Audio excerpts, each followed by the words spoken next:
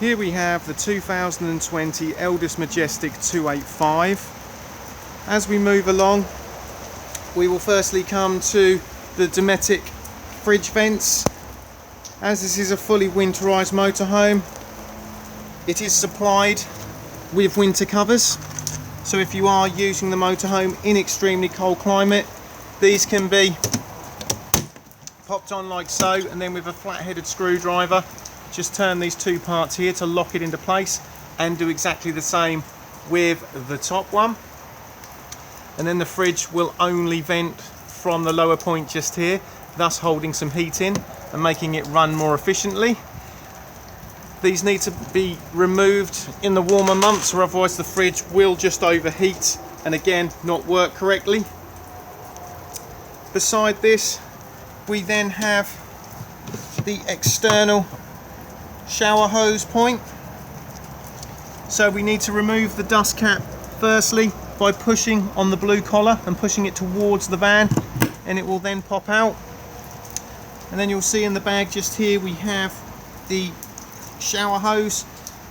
End of the hose looks exactly the same as the dust cap. All we do is we just plug it in, turn the water pump on inside, and then this will go under pressure, and then we have a hand shower that we can use to clean animals or bikes, muddy shoes, sandy feet, etc. As we move further along, we then have the mains hookup point and fresh water into the motorhome. So pop your hose pipe in here to fill up the fresh water tank. You will see that it can also be locked. Beneath it is the fresh water drain to drain the tank down. Just twist.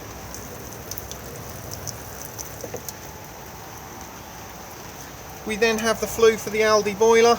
We do not need to do anything with these particular flues, but again, just make sure that nothing is obstructing it. Here we have the gas locker. So we have plenty of room in here for 2 gas bottles.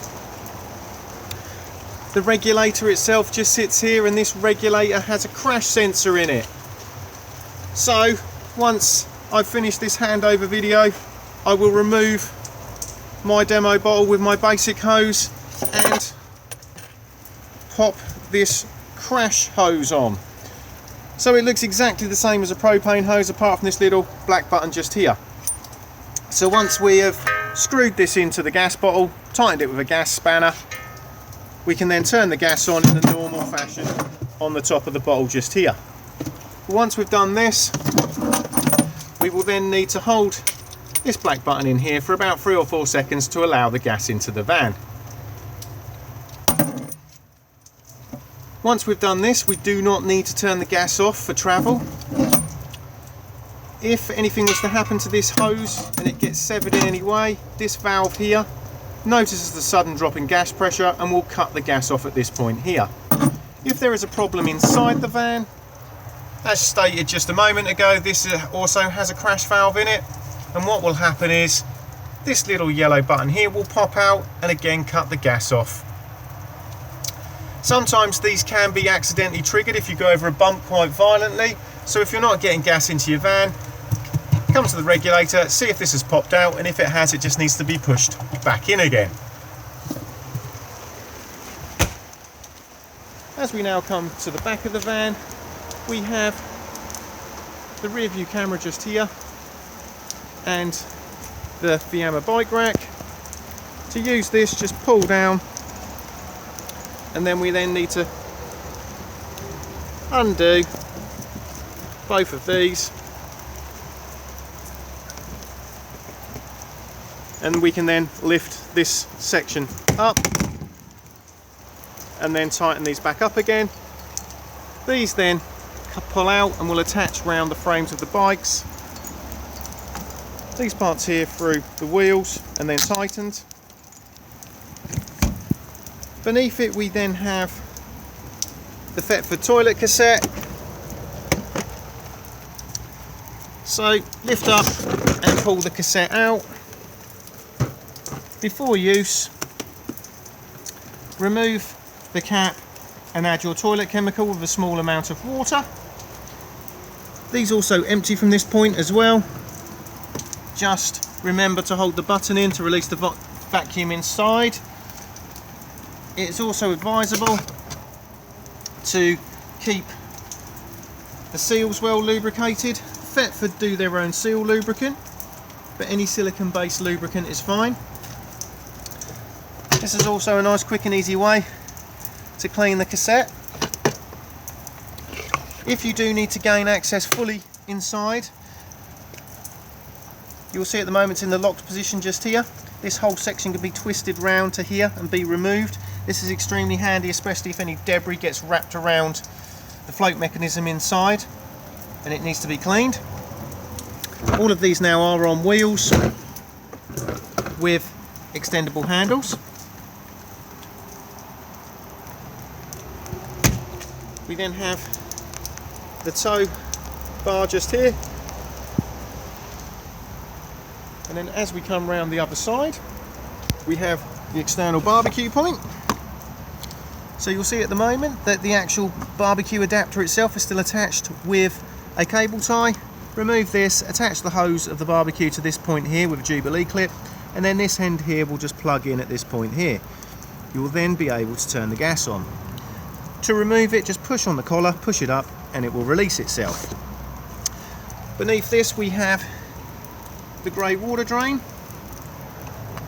and also the spare wheel. Access underneath the single bed.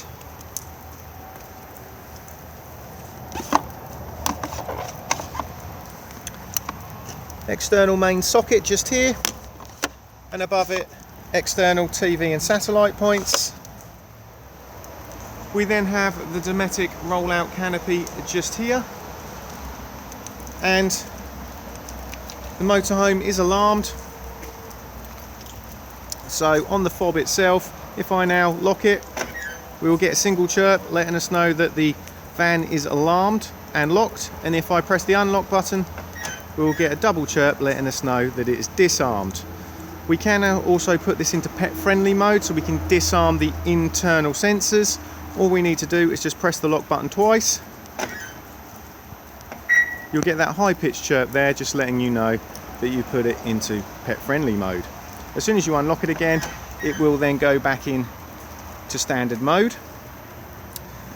Diesel fill just here on the ignition key. AdBlue top up underneath. It will let you know on the dashboard when the AdBlue needs topping up. Tyre pressures on the door pillar just here. Both driver and passenger seats are heated and the buttons are on the side. Jack and wheel brace kit all underneath the passenger seat. Vehicle battery in the floor, and bonnet release just here.